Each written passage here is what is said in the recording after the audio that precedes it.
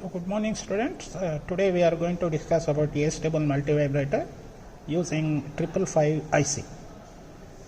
First let us discuss about the circuit diagram and the components which required for this experiment.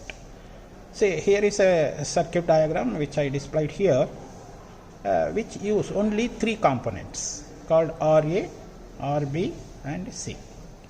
See the design part, you come to know that how to design a particular A-stable multivibrator for a particular frequency and the duty cycle. So the percentage of duty cycle is very important in this case. So according to our syllabus, you have to rig up an A-stable multivibrator first with 75% duty cycle, after that 50% duty cycle. So how to make changes in this circuit? First you see the design. I am going to explain only few points for 75% duty cycle. Here is RA is 3.3K and 1.6K RB and C is 0.22 microfarad. By using these three components, you can design a 75% duty cycle with 1 kilohertz frequency. This is our experiment. So second part, it is 50% duty cycle where we have to make a changes. RA 3.3K and RB is equal to RA. See the design. And addition to this, to compensate, we have to connect a diode in this form for 50% duty cycle only, not for 75%. And you will get the output in the same pattern as mentioned here, with a positive of cycle is 70% and negative of cycle 25%. So overall it is 1 milliseconds time period, that means 1 kilohertz our design.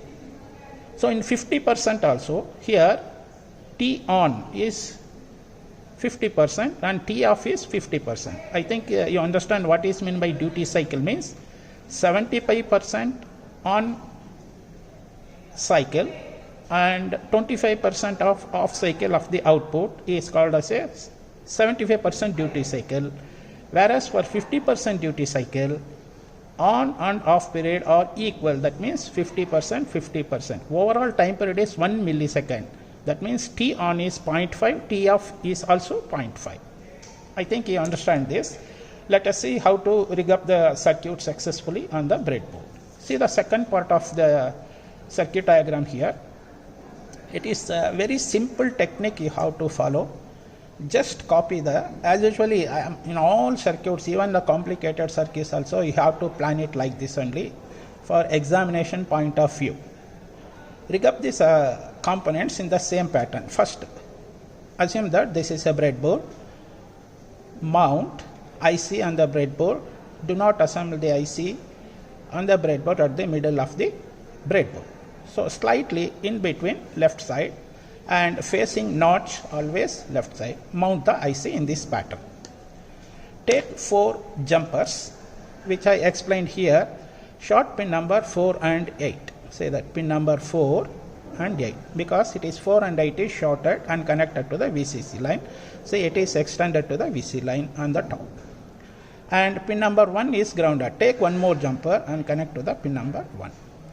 Addition to that, you can see one more short circuit. That jumper we have to use between 2 and 6.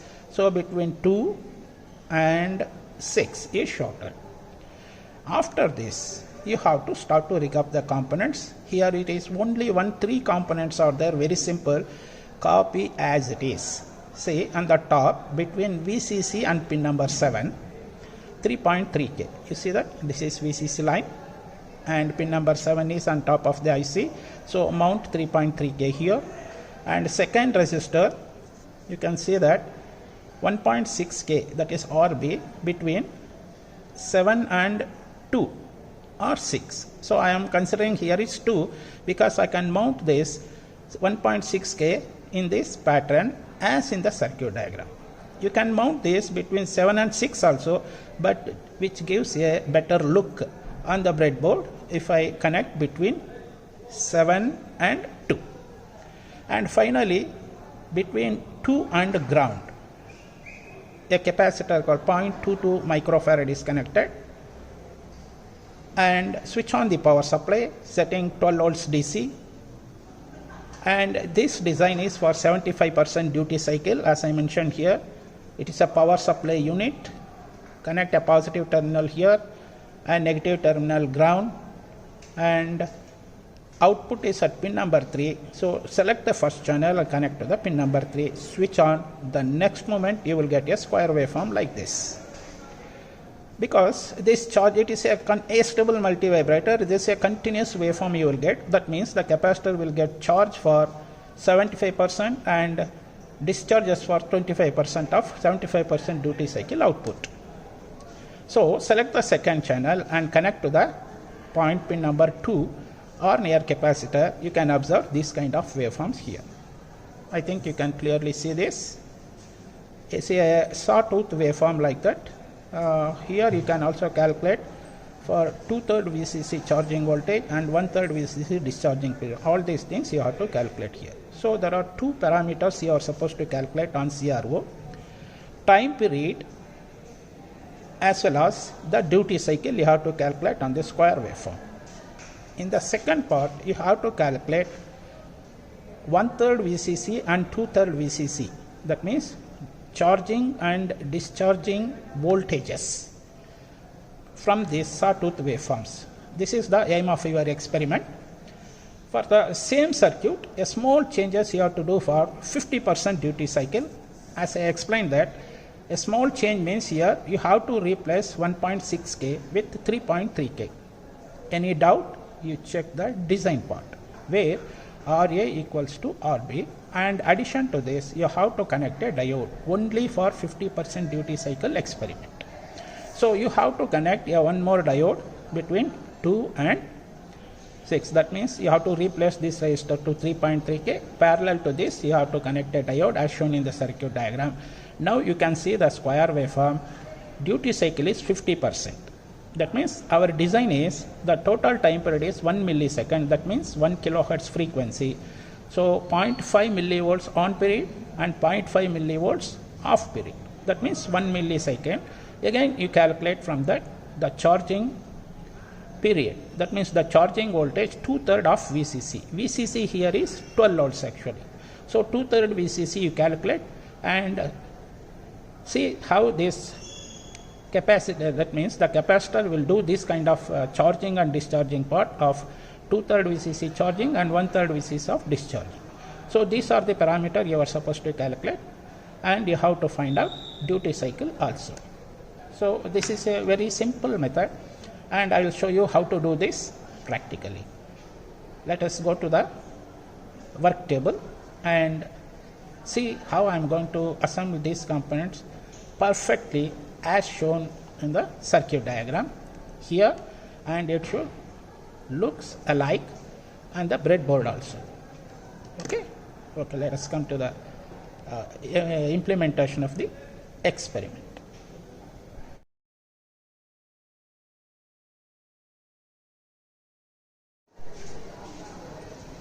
Okay. Today I already explained that how the circuit diagram has to be right systematically, and how to rig up the or implement the circuit diagram on a breadboard in a systematic way. So let us see now how to assemble the components on the breadboard. So I made this in this pattern as in the pictorial diagram like this. See, I am using 4 jumpers here. I already explained that. A short between VCC line, and I think it is, I can't able to see this. So let me zoom this and you can easily observe this. I think it is clear. Okay. Now you see that I selected this as a VCC line and the bottom one as a ground. So I used 4 jumpers for this experiment. One is between pin number 8. First I have to short it.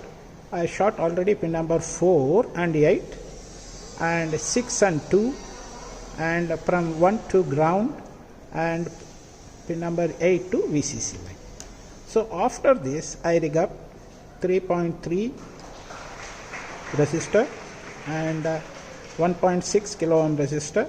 So 3.3 is between VCC and pin number 7, and between 7 and 2 1.6 kilo ohms resistor, and 0.2 to capacitor between 2 and ground. See, all these loops on a single straight line as in the circuit diagram.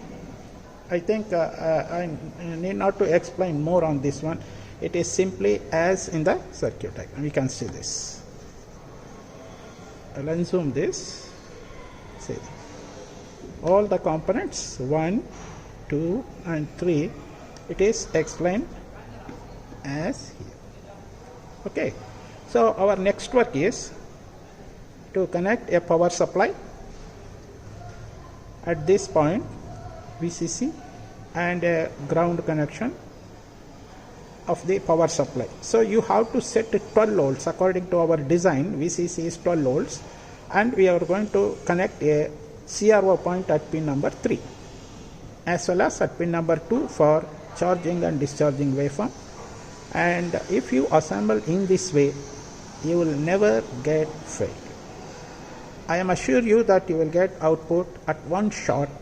You will be very successful in examination as well as lab tests. Okay, let us start it. Let us implement and see the output on the CRO screen, how the outputs and how to take the readings, different parameters now.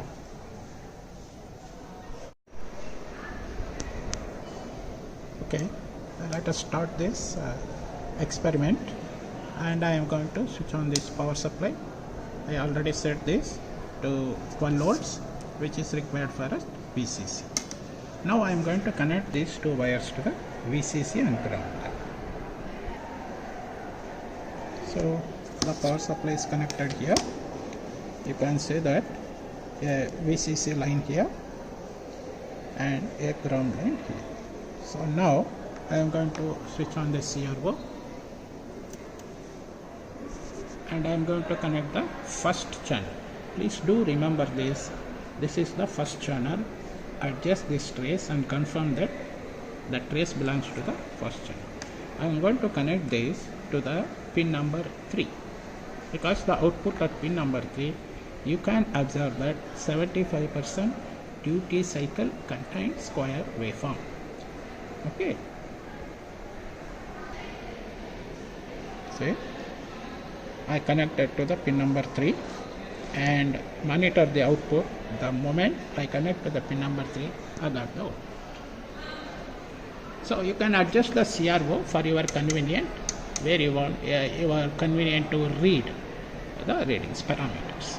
Okay, this is what actually we designed. The components we designed in the breadboard is for 75% duty cycle.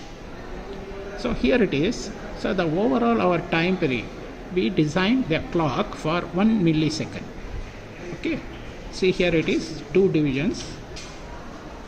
It is a 2 division for first half cycle and the negative half cycle. That means this is called as a T on, and the second part here it is, this is T on part and this is T off. See this, it covers 1 and 2 divisions, including both T on and T off is total T time period. So these two is generated and it is 75%. So 1 millisecond, thereby 1 kilohertz frequency. So the T on per day is 0.75 millisecond and 0.25 millisecond is half period. So duty cycle will be calculated in percentage. That means total time period is 1 millisecond, and T on 0.75 divided by 100. So that means 75% duty cycle you will get it. See the design part. Check in description the link where you can get you can download the description. Now I am going to connect the charging and discharging waveform. I think you understand how to measure the time period. See the time period, starting period here, first half cycle, and T on period, then you will get a T off. So overall time period is 2 divisions here, and I got at 0.5 milliseconds. So 2 into 0.5 is 1 millisecond, that is equal to 1 kilohertz. That exactly matches with our design. Now let us see the capacitor waveform, that means charging and discharging waveform. You can remember, you can understand that this is the charging voltage. Don't expect that this will reach VCC line charging and discharging to diesel. Okay, so according to the IC design, the capacitor will charge till 2/3 VCC and discharges 1/3 VCC. So these two parameters you have to measure at the capacitor pin number 2. Okay, let me connect this and we will study that one also. And say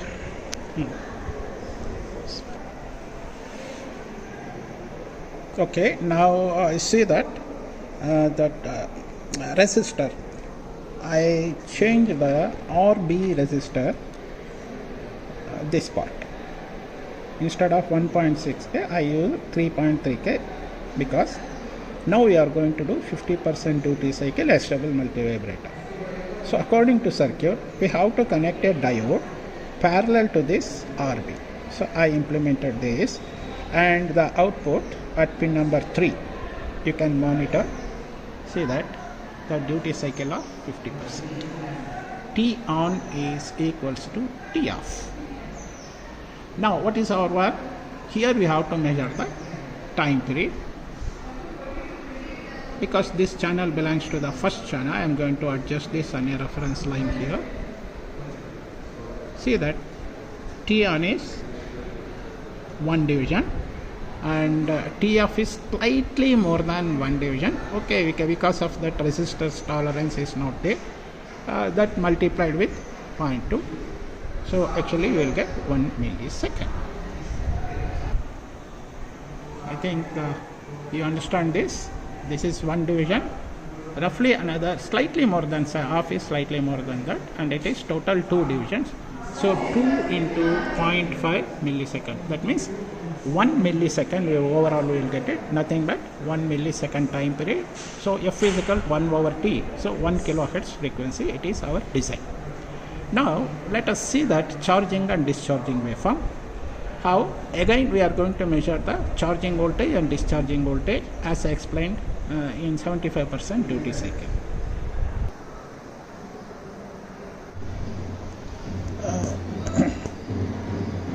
Let us see that how to measure the duty cycle in 50%. That means T on and T off both are equal. So the total time period is 1 millisecond. That means 2 divisions into 0.5 milliseconds. So 1 millisecond is time period. So the duty cycle is measured with T on divided by T into 100. So T on is 0.5 and total T is 2 divisions into 100. You will get 50% duty cycle. I think you understand this. Now measure the charging and discharging voltages. I already told you how to measure this. Once again I will repeat this. First you press the second channel where you connect displayed, or which channel you connected the charging and discharging waveform. What you have to do? Press AC DC key to AC mode and adjust the position exactly on the bottom of the reference line, because it shifts upwards. That is the reason why I selected this. Now you have to release this and see that it shifted upwards. Okay, now you see that 1 and 2 divisions, 2 divisions multiplied with 2 here, you can see that 2 volts per division here. So 2 divisions multiplied with 2 volts, you will get 4 volts. It is nothing but 1/3 VCC. Now you see that the charging voltage, that means 1, 2, 3, 4 divisions. So 4 into 2 volts. So 2/3 VCC is nothing for VCC of 12 volts. I think you remember that VCC is 12 volts. So 2/3 VCC is 8 volts. So it is matching. This is how you have to calculate the charging and discharging voltages. I hope this will help you a lot in the laboratory as an examination. Thank you for watching the video.